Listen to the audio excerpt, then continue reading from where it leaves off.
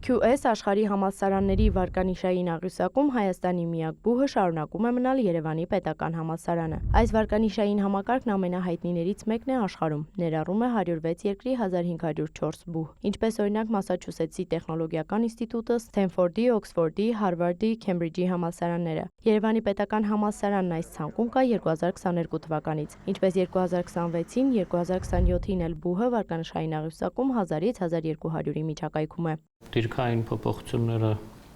շատ տարբեր են, հիմնականում տատանվում է ցածր դիրքային տիրույթում, այլ բուհ չունենք, մեկ անգամ հայտնվել է այնտեղ ցուցակում սլավոնական համալսարանը, հետո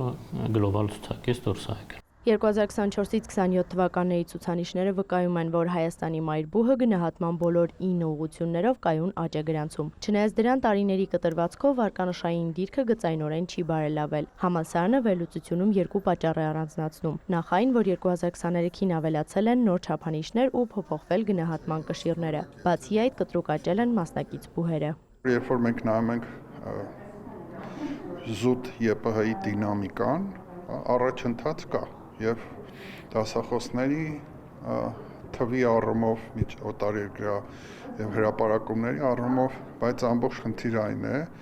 որ աշխարհի մնացած երկրները տեղում չեն մնում եւ ինչպես հայտնի ստեղծագործության մեջ էր ասվում, չէ, որպեսզի նույն տեղում մնաս, պետք է շատ արագ վազես։ Հիմա որպեսզի մենք առաջ գնանք, մենք ոչ միայն պետք է շատ արագ վազենք, այլ շատ արագ։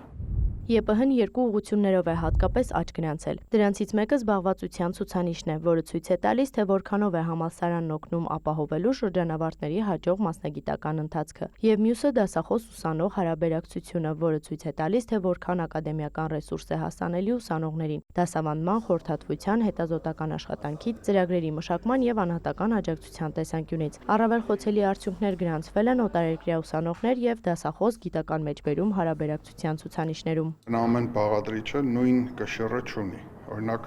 ամենաբարձր կշիռը ունի հետազոտականությունը, այսինքն օրինակ տվյալ համալսարանի դասախոսները ինչ են տպագրում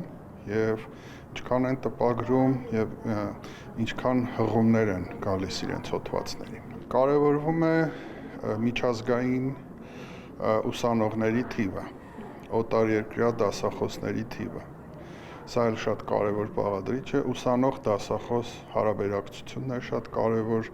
Վերջին տարիներին նաև, այսպես ասած, էկոլոգիական ինչ-որ այդպիսի էլեմենտ մտավ, որը կոչվում է կայունություն։ Կրթության ոլորտի ռազմավարությամբ նախատեսվում է, որ մինչև 2030 թվականը պետք է հայաստանյան 4 բուհ լինի աշխարհի լավագույն 500 համալսարանների մեջ։ Բարձրագույն կրթության եւ գիտության կոմիտեի նախագահը դա իրատեսական է համարում։ Այս ուղղությամբ մենք մի շարք աշխատանքներ տանում ենք ու երևի տեսել եք մեր հրապարակումները, որ QS ռեյտինգարման համակարգի հետ հենց իրենց կոնսուլտացիոն ծառայությունների ձեռքբերման պայմանավորվածություն ենք ունեցել, որի համաձայն իրանք 3 բուհերին պետքա այս պայմանավորությամբ, 3 բուհերի համար պետքա անեն խորհրդատվական աշխատանքներ, որպեսզի բուհերը ավելի ներկայանալի դառնան այդ համակարգում։ Բուհերից մեկը, որի հետ աշխատելու են Երևանի պետական համալսարանն է։ Մյուս երկուսի անունը ոլորտի պատասխանատուն առայժմ չի նշում։ Որպես ոլորտի հիմնական խնդիր հայությանը հետևյալն է առանձնացնում։ Մեր համալսարանները հերվածել են հետազոտահեն կրթությունից, հետազոտահենք։ Այսինքն բուհական կրթության մեջ գնալով այս անկախության տարիների ընթացքում ավելի հետա կանգնում հետազոտական բաղադրիչը, ինչը անդրադառնում է նրա վրա, որ շրջանավարտների մրցունակությունն ացած էր լինում, շուկայում անդրադառնալը նրա վրա բուհը հրապարակումներ շատ քիչ ունի, մեր բուհերը, ինչպես նշեցի, վերջին 2 տարիներում են սկսել հրապարակումների էական աճ ունենալ միջազգային, ինչը բերում է մնացած իր հետևից բոլոր ցուցանիշներում թուլացման կամ անկման, Փորձագետն էլ եւս մեկ պատճառ է ավելացնում, թե ինչու է Հայաստանի համար դժվար վարկանիշային աղյուսակներում հայտնվելն ու բարձրանալը։ Որովհետեւ պետք են հսկայական գումարներ, նույն ասենք օտարերկրյա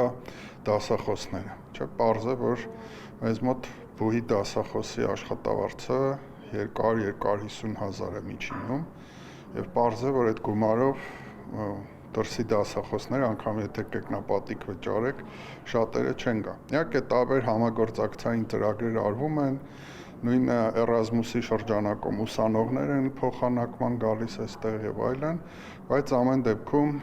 որpիսի դու ունենաս շատ արտասահմանցի ուսանողներ, պետք է առաջարկես օտարալեզու ծրագրեր։ Անդրադառնալով հայաստանյան մյուս բուհերին, նրանցից մի քանիսը թեև ներկայացված չեն QS World University Rankings-ում, սակայն եւս անցել են գնահատում եւ ընդգրկվել տարածաշրջանային եւ առարկայական մի շարք վարկանիշներում։ Էմմա Վարդանյան, Սեյրան Անտոնյան, լուրեր։